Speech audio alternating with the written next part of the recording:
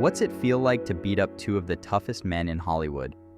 Imagine the roar of the crowd, the flash of cameras, and then silence, because you've just walked off set after exchanging blows with an icon you grew up watching. That's Frank Grillo's reality right now. He's fresh from the Season 3 premiere of Tulsa King, and he's starring opposite John Cena in Peacemaker Season 2. Frank's reaction to fighting John Cena and Sylvester Stallone isn't just funny or brash, it's honest, human, and surprisingly emotional. If you love the behind-the-scenes truth, stick around and don't forget to subscribe to CelebSpill for more inside scoops. Frank Grillo didn't arrive in Hollywood by accident. He carved his way into the industry with grit, that reads like a training montage. Early roles taught him how to stand still for the camera and move when it mattered. Then came the moments that changed his career. Gritty indie turns, physical performances that got heads turning, and a steady climb into action territory. The Purge. Anarchy showed audiences his uncompromising edge. Captain America. The Winter Soldier introduced him to a global stage. He became the man directors call when a role demanded someone who looks lived in. Someone who understands the cadence of a real fight. So when Frank walked the red carpet for Tulsa King's Season 3 premiere, it wasn't just another press run. It felt like a checkpoint on a lifelong route. Sylvester Stallone returning as Dwight the General Manfredi brought weight to the set that no green room banter could match. For Frank, it wasn't merely a co-star situation, it was a childhood hero turned immediate collaborator. He described the first rehearsal with a laugh and an old-school awe. There's a kind of intensity that Sly brings, years of polish, instinct, and a refusal to soften a single beat of a scene. Stallone's approach to fight choreography is old-school cinema. Make it look true at every angle. What that means for the man across from him is simple. Be prepared to feel it. Frank talks about the first time he matched moves with Stallone like he's telling a friend about meeting a saint. There were nerves, of course. There was also the tangible electricity of being in a room with someone who once defined what toughness looked like on screen. Frank remembers Stallone's methodical focus and the way the veteran director-actor cared about each take as if it were a stanza in a poem. He didn't want stunts that looked pretty. He wanted stunts that landed in the gut. Frank said, with the kind of grin that hides reverence, that Sly doesn't pull punches in the name of theater. When Stallone asks for realism, he means realism. And sometimes that realism leaves you with a bruise that tells you the scene was honest. But Hollywood legend and raw violence aren't the whole story. The moments off camera told another tale. Stallone teaching, Stallone listening, Stallone laughing when the work allowed. Frank also gets candid about physical cost.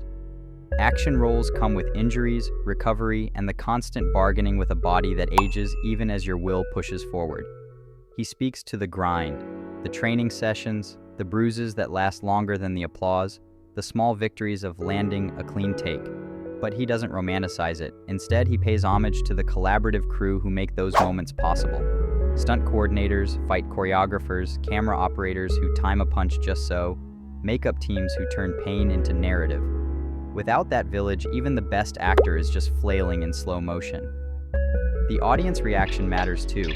Frank knows the internet will frame clips, debates will rage over who would win in an unscripted fight, and fandom will split into locker room hypotheticals.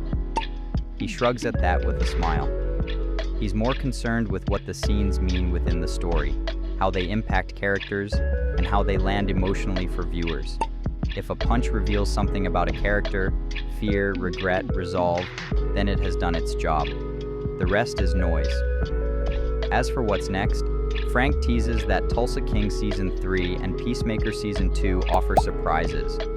The danger isn't only physical. These projects dig into character, legacy, and the extremes people go to when survival is on the line. Those elements are what drew him in and what keep fans talking after the credits roll. He hints at sequences that pushed him, not just physically, but morally. Choices that a character makes under pressure that tell us who they are. Those emotional beats are where the real work lives. At the heart of Frank's story is humility. He's not boasting about beating up household names. He's sharing his experience of being part of something larger than himself. The wrestle with Stallone and Cena is an anecdote that doubles as proof.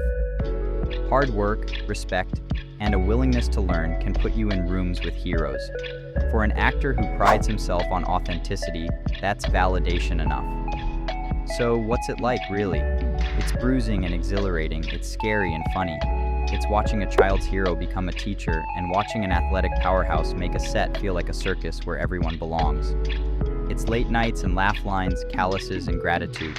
It's pain that translates to meaning on screen. If you walked away with one thing from Frank Grillo's reaction, let it be this. The fights you see are the visible tip of an iceberg composed of years of discipline, a small army of professionals, and a deep respect for the craft. For Frank, Cena and Stallone are not targets to defeat. They're benchmarks in a life built on wanting to be more than a background tough guy. They are teachers and touchstones. Thanks for listening. If you want more inside stories like this, raw reactions, set secrets, and the quieter moments behind the flashbulbs, make sure you subscribe to CelebSpill.